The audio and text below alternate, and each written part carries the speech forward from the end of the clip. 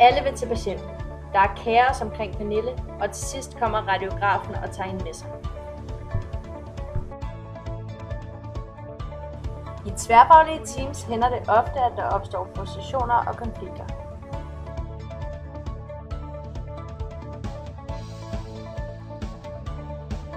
Det er derfor rigtig vigtigt, at alle arbejder ud for et fælles mål for at bestræbe et optimalt patientforløb. For at kunne give Pernille det bedste patientforløb, er det vigtigt at koordinere arbejdet grundigt ved hjælp af en god kommunikation til teamkonferencer.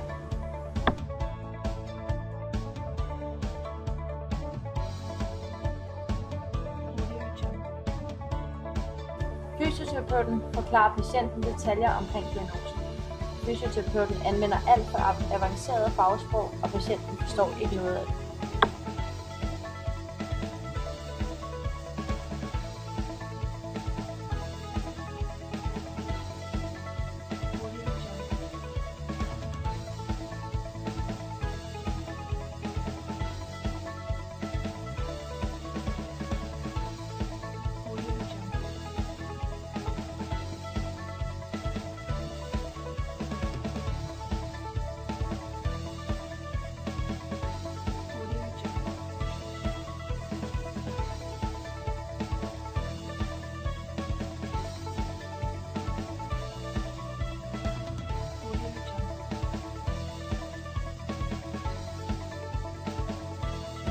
Hvis man eksempelvis taler med en patient, som har gjort til kollegaer, medicinske betegnelser og dybe forklaringer, kan det skabe en stor forvirring, samtidig distancere patienten fra det budskab, som sundhedspersonen prøver at levere til patienten.